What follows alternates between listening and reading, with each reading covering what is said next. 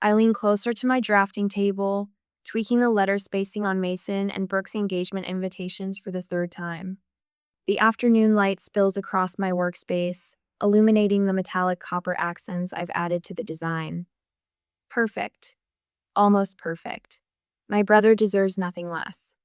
My phone buzzes against the oak surface, dancing dangerously close to my coffee mug. Mason's name lights up the screen, sending a reflexive smile to my lips. Parties this weekend. Guest list is super tight. Hope you understand. My hands freeze mid-adjustment. I read the message again, certain I've misunderstood. The delicate brush pen slips from my fingers, leaving an unwelcome streak across the sample invitation. What? I whisper to my empty apartment. My coffee mug tips as I reach for my phone, the dark liquid seeping into my sketches. I barely notice. Instead, my eyes fix on the framed photo beside my workspace, Mason grinning in his uniform, standing next to 3 large care packages I'd spent weeks assembling. The ones I'd stayed up all night packing so they'd make the military mail deadline. The ones I'd included his favorite homemade cookies in, despite having to work a deadline the next morning. The care packages he'd called a lifesaver during his deployment. My hands tremble as I dial my father's number. Monroe? Dad's voice comes through after 4 rings, distracted and slightly annoyed. Everything okay? Dad, Mason just texted me about some party this weekend, for his engagement. My voice sounds steadier than I feel. There must be some confusion. A beat of silence followed by a sigh. It's just a get-together, Monroe. Nothing formal. I press my fingers against the bridge of my nose. But I'm his sister. I've been working on their actual invitation designs all week. Look, honey, Dad's tone shifts to the dismissive one I know too well. It's a small thing at Brooke's parents' lake house. Don't make this a thing, okay? You know how your brother gets when everyone starts making demands. When I make demands. The unspoken accusation hangs between us. Right, I manage, my throat tightening. Of course. I hang up before he can hear the crack in my voice. The afternoon light feels colder now as I stare at my design work hours of unpaid labor for a brother who couldn't even be bothered to invite me to his pre-wedding celebration. My mind flashes to 6 months ago. The 3 a.m. call from Mason in Germany, desperate because his bank card had been compromised. I remember transferring him $2,000 from my carefully managed savings without hesitation. Emergency money he still hasn't repaid. I think about the 3 nights I spent designing their engagement announcement when Brooke decided she just wasn't feeling the professional one they'd paid for. How I'd missed my friend Diane's birthday dinner to finish it by their deadline. The 18 months of his deployment when I sent a care package every single month. When I checked in on Mom and Dad twice a week. When I helped Brooke move into their apartment so it would be ready when he returned.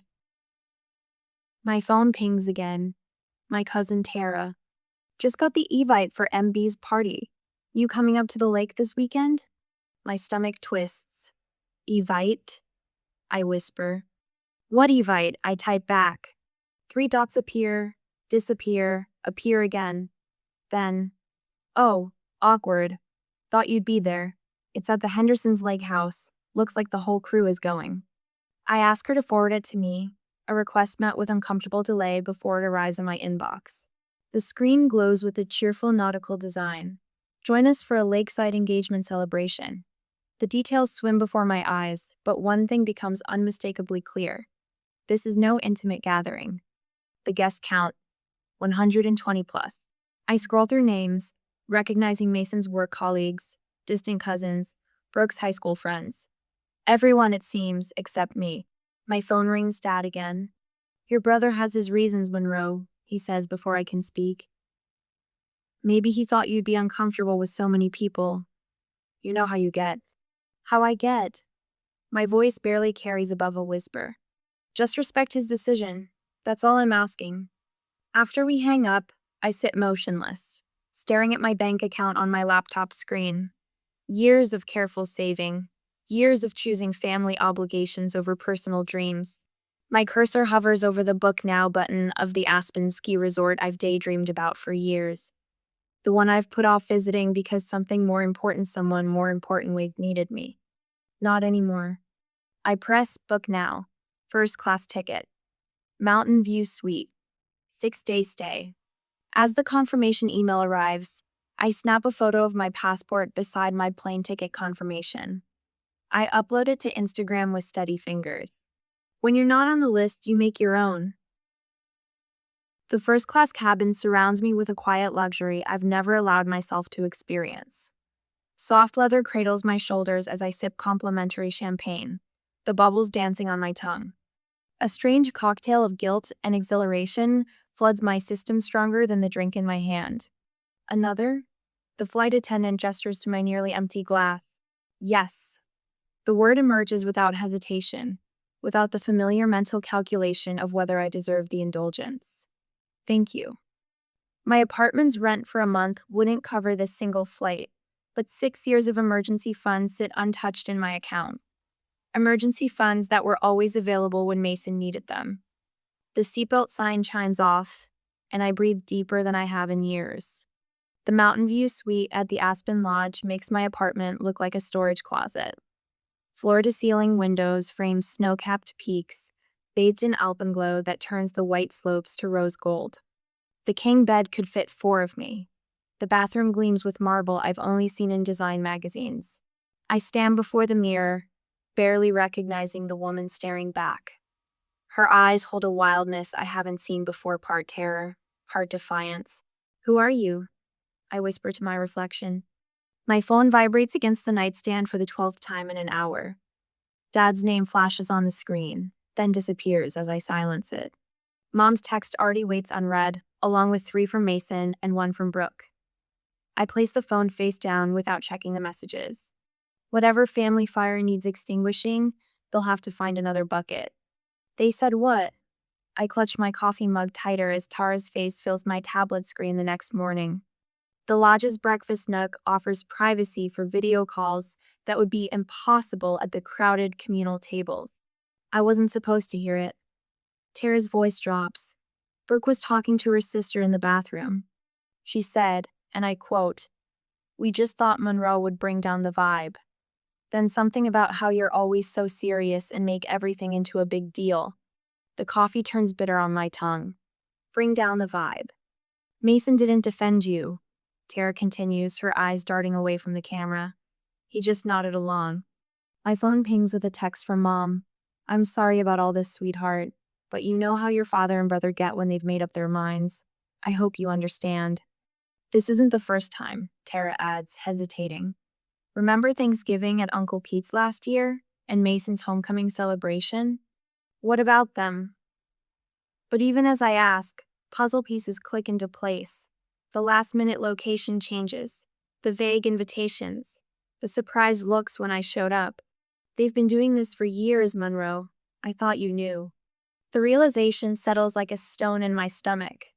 I've been strategically uninvited from my own family for years. You've changed, May. Standing up for yourself for once. May's raspy voice fills my voicemail speaker as I prepare for my first skillison. I've lived too long to watch this nonsense. You call me when you're ready to talk. Until then, enjoy every minute of that mountain air. I slide the phone into my pocket with a smile I wasn't expecting to find today. First time on the slopes? My instructor, Kai, adjusts my boot bindings with practiced hands.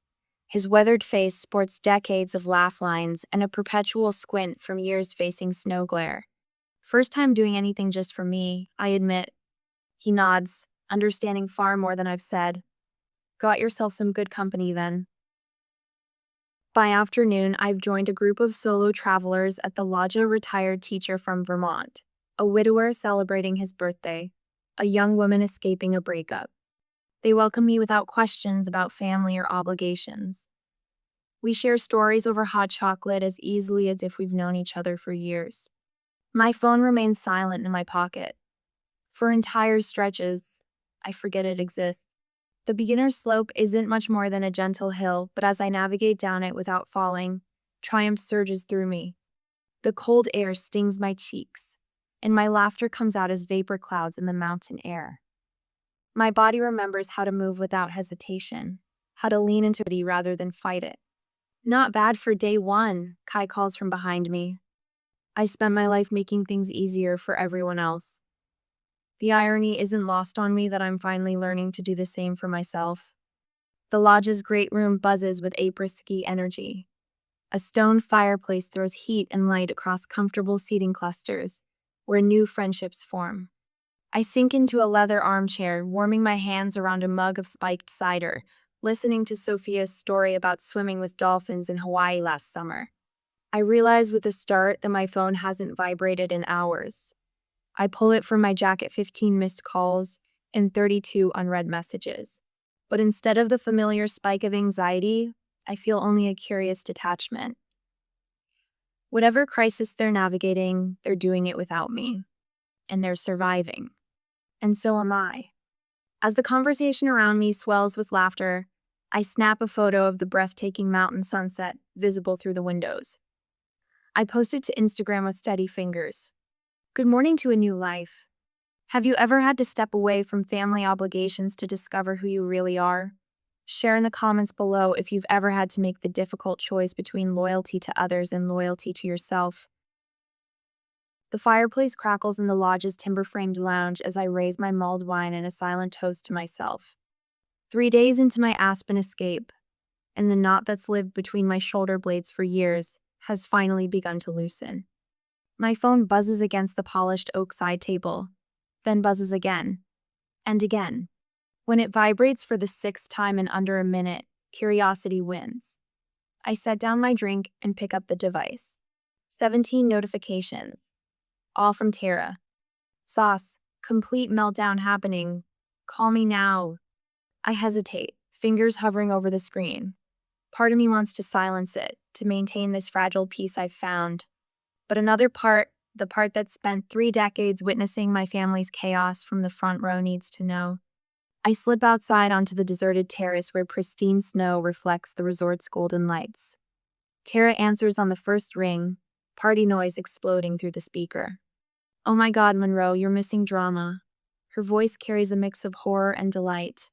Mason's been flirting with Kelly Winters, his high school girlfriend, for the past hour. Right in front of Brooke. What? The word forms a visible cloud in the mountain air. It started with reminiscing, then onto the arm, touching, and now they're huddled by the bar laughing, like they're the only 2 people here. I press my fingers against my temple. And Brooke just threw her champagne in his face, the entire glass, then stormed out screaming that the engagement is off. Despite everything, my stomach tightens.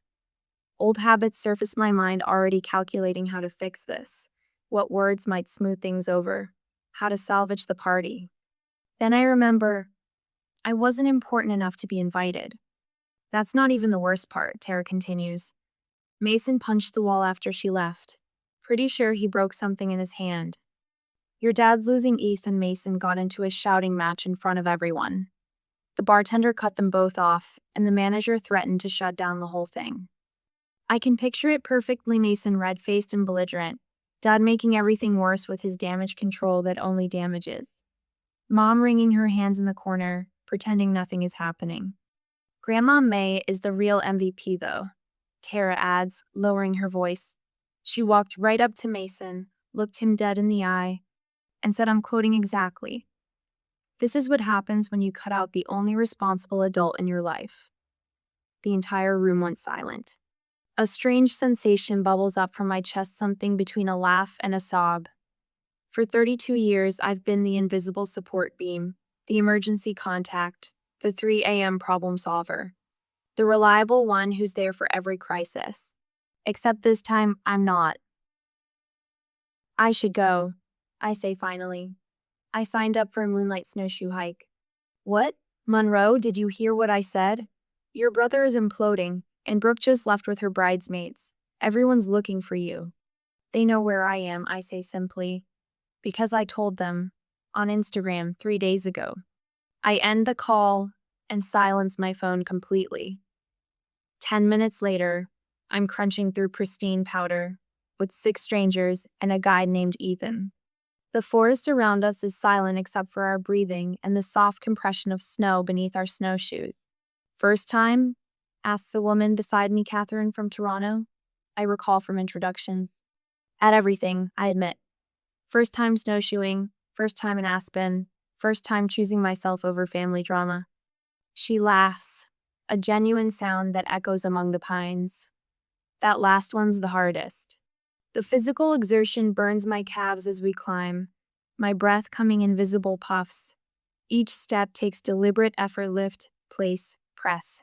No room for family anxiety when you're focused on not falling face first into a snowbank. Halfway up, Ethan pauses our group at a clearing. The valley spreads below us, lights twinkling like fallen stars. Above, the moon hangs full and impossibly bright against the black canvas of night. Take a moment, he says quietly. Sometimes we get so focused on the climb that we forget to look around. Something inside me breaks open at his words. A small, unexpected laugh escapes me, perhaps my first genuine one in years. Catherine smiles beside me, and two other hikers join in, our laughter rising like steam into the night sky. I am not responsible for fixing their mess. The thought arrives with such clarity that it stops my breath. All these years, I've been the safety net, the damage control specialist, the emotional support beam. But maybe, just maybe, my absence is exactly what they need. 3 hours later, muscles pleasantly aching from the hike, I return to my room and turn my phone back on. The notifications cascade like an avalanche. 14 texts from Mason, escalating from angry, "Where the hell are you?" to accusatory, "This wouldn't have happened if you were there," to desperate, "Please call, everything's a disaster." 8 missed calls from Dad, followed by a text that makes my jaw clench. "We needed you. You abandoned your family when it mattered most." 3 tearful voicemails from Mom, each ending with her signature line, "Please don't make this a thing, honey." 1 message from Brooke, sent 30 minutes ago. "I need help.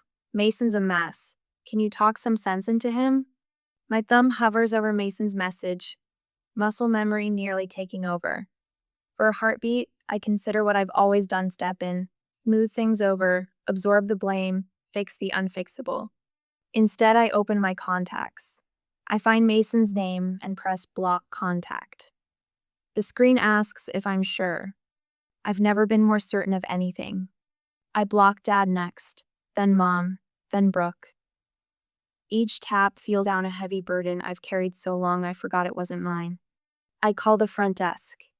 "Hello, this is room 342. I'd like to extend my stay by 4 more days, please." Afterward, I take a selfie by the fireplace, the flames casting a warm glow across my face. I've never looked more at peace.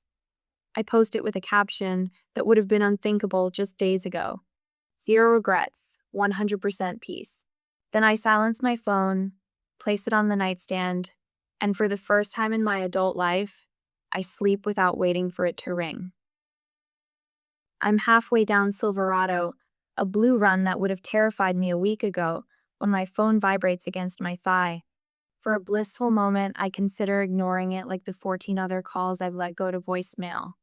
But something, that old, familiar sense of responsibility, makes me slow my descent and pull to the side of the trail. Grandma May's name lights up my screen. Unlike the others, she deserves an answer. Monroe. Her voice crackles with a mix of relief and concern. "They're losing their minds trying to reach you." I watch a father and daughter glide past, their laughter carrying on the crisp mountain air. I needed some space. "Space?" she snorts. "Your brother has left 17 voicemails, started with, 'How could you do this to me?' and has worked his way to 'Please, I need you.'" Her voice softens. "Your father even sent an apology text. Your mother made him, of course, but still." I close my eyes, feeling the sun warm my face. "And Brooke? Her sister showed up at your apartment yesterday. Thought you might be hiding out." Grandma's laugh is sharp and knowing. "Found nothing but your neighbor watering your plants." I asked Diane to check on them, I murmur, watching a snow bunny hop between pine trees. "Where are you, honey?" For the first time in days, I smile. A real smile that reaches my eyes. Somewhere I should have gone years ago. Perfect form. Victor, my ski instructor, calls as I navigate the final turn. 3 days ago, he'd patiently helped me up after countless falls on the bunny slope. Today, I'm carving confident turns down a run aptly named Freedom. "See you at the lodge for après-ski?" he asks as we reach the bottom.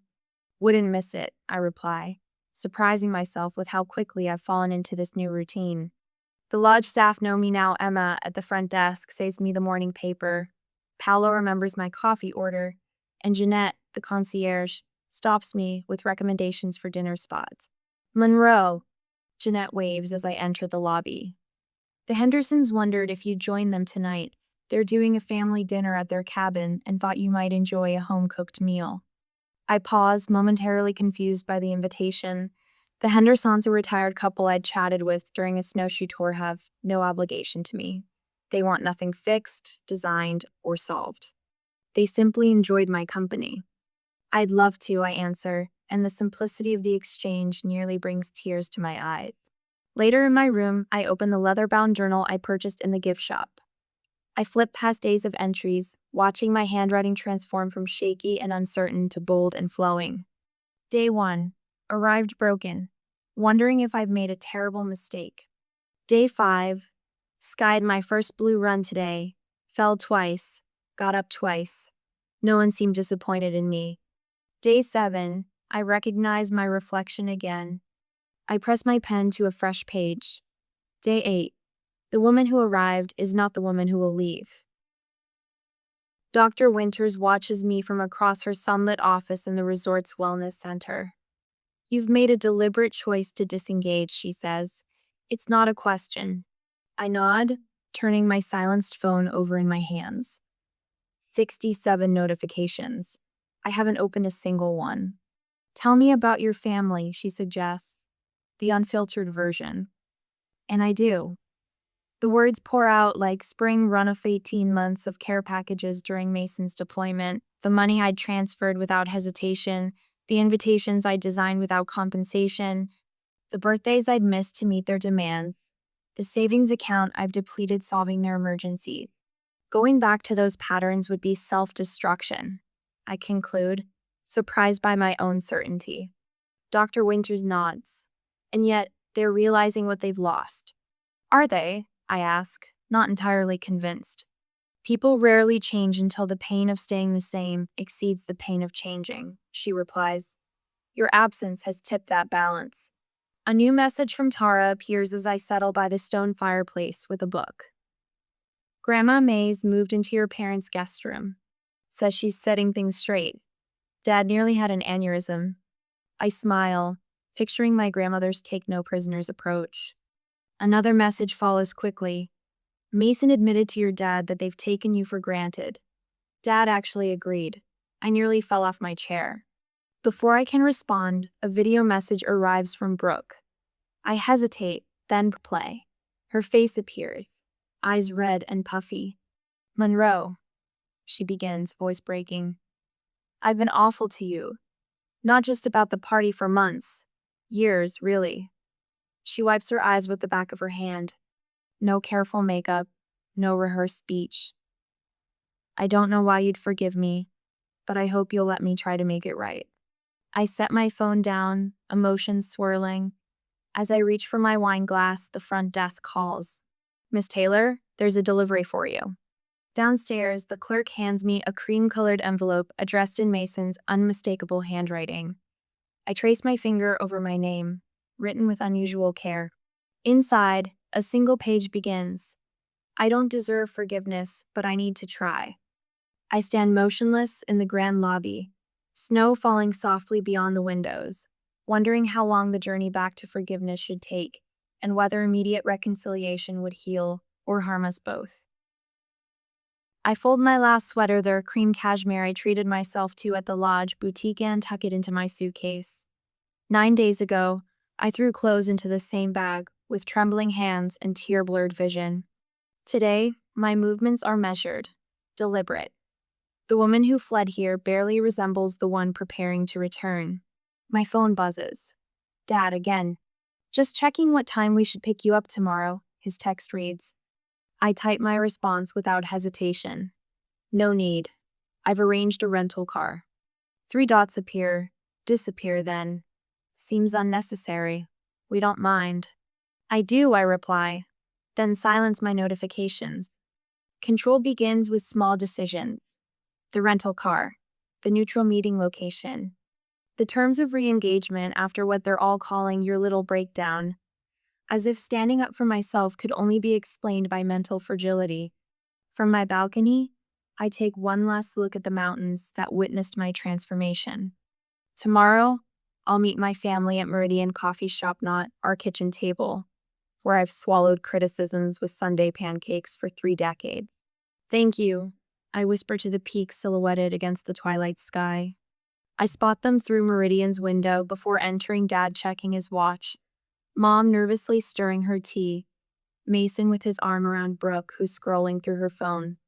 Their tableau of impatience so familiar, it almost pulls me back into old patterns. I straighten my shoulders and push open the door. Monroe. Mom spots me first, half rising with that anxious smile. We saved you your favorite corner spot.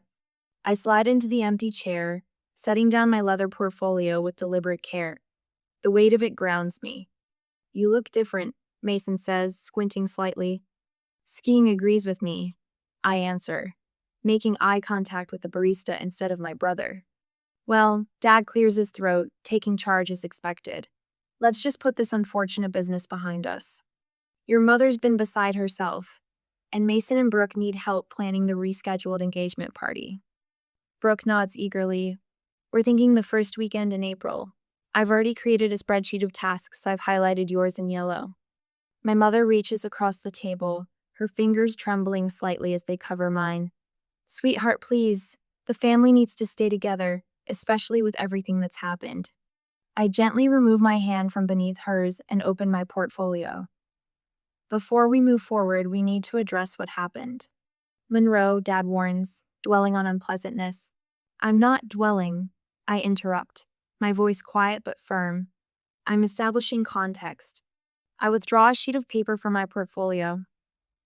On the 16th of February last year, Mason called at 3 a.m. from Germany because his bank card was compromised. I transferred $2,000 from my emergency fund within 10 minutes. I look directly at my brother. That loan remains unpaid. Mason shifts uncomfortably. I've been meaning to. Last September, I continue. I missed Diane's birthday dinner to finish your engagement announcement because Brooke wasn't feeling the professional design you'd already paid for. I placed my phone on the table, screen up. And here are the texts from Dad telling me to not make this a thing when I was excluded from a 120-person engagement party. Silence falls across our table, heavy and unfamiliar. My family stares at me as if I've suddenly started speaking a foreign language. I'm not here to accuse, I say, folding my hands on the table. I'm here to establish boundaries. Dad's face reddens. Now see here. No, Jack. Mom interjects with uncharacteristic firmness. Let her speak. I pull out another sheet of paper and place it beside the first. This is what I need from each of you moving forward. They lean forward almost in unison, eyes scanning the typed list. 1. Acknowledgement of my time, effort, and contributions. 2. Advance notice for family events, minimum 2 weeks. 3. Repayment of outstanding loans within 6 months. 4. No more free design work family discount of 25% only. 5. Respect for my no without guilt trips or manipulation. If these boundaries are crossed, I continue.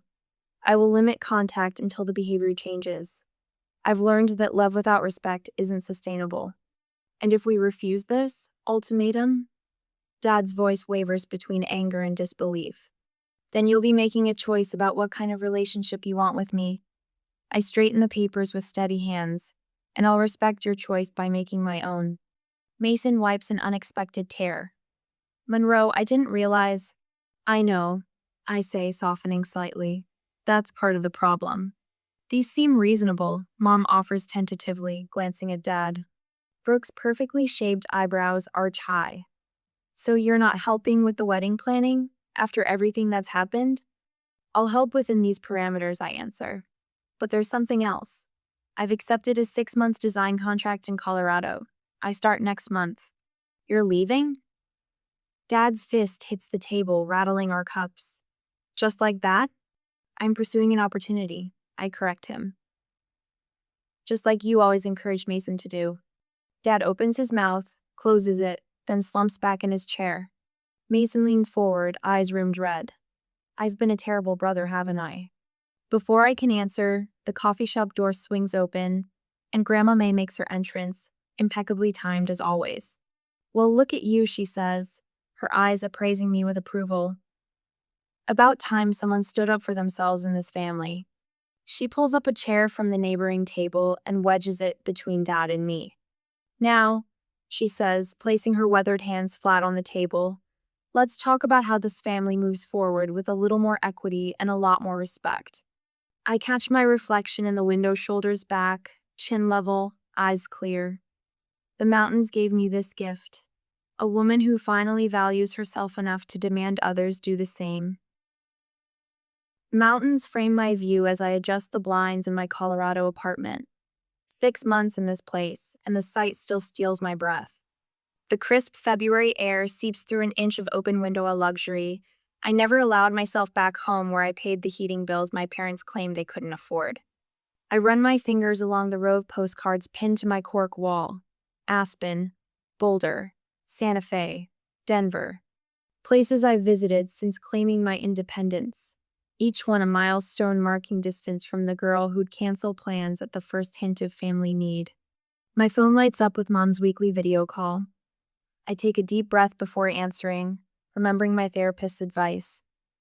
Boundaries aren't walls, they're doors you control. Monroe? Mom's face fills the screen, her hair freshly colored for the church potluck. You look rested. I am. No explanation, no apology, that's new too. Your father asked about your project for that coffee company. She pauses, fumbling with her reading glasses. He saw their billboard off Highway 40. Said it had your signature style. 6 months ago, I'd have launched into an extended explanation, seeking validation. Today, I just smile. It was a good client. They've already commissioned 3 more designs. A notification slides across my screen, a text from Mason. Sample wedding invitations came today. Using your color scheme suggestion. Thanks, sis. No desperate plea for help. No last-minute crisis. Just acknowledgement. Progress. After we hang up, I open my laptop to an email from Tara with apartment listings in Denver. Consider me as a roommate, she's written. Colorado looks good on you. I sip my coffee and allow myself a moment of quiet pride. The family that once saw me only as a utility has begun the awkward, imperfect work of seeing me as a person. Grandma May's weekly letter sits unopened on my counter, her elegant cursive visible through the envelope. Her correspondence has been my anchor through this transition. Last week she wrote, "Your father actually asked me how to make your mother's birthday special without putting the burden on you. First time in 40 years that man's asked for advice." I tucked the letter into my journal for later, savoring the anticipation. Today is for focus. My design business has tripled since moving here. Clients who value my boundaries lining up for my services. The invitation sits on my coffee table, Mason and Brooks' revised wedding plans. A simple ceremony, 30 guests. My name on the envelope in Mason's handwriting, not Brooks' mother's secretary's. I haven't decided yet. My therapist nodded thoughtfully when I showed it to her. Attending doesn't mean returning to old patterns, she reminded me. Hotels exist for a reason. Later, I'll meet with Jenna, a design student struggling with family expectations. She reminds me of myself, talented but hesitant to claim space. The scholarship I established at the local college connected us. You're helping me give myself permission, she told me last week. A familiar heaviness tries to settle on my shoulders as I remember next week's women's retreat where I'm speaking about boundaries. The old Monroe would panic at being seen as an expert on something she'd only recently mastered. But that was before. Instead, I closed my eyes and practiced my evening gratitude ritual. Thankful for courage, for mountains, for the quiet satisfaction of a life that belongs to me. Through the window, the setting sun paints my walls, copper the same metallic shade I was perfecting on Mason's original invitations the day everything changed. I rest my hand on the invitation. Tomorrow, I'll book a hotel room in my hometown and RSVP yes. Not because I'm needed, but because I choose to go. Sometimes the greatest act of love is learning to love yourself first.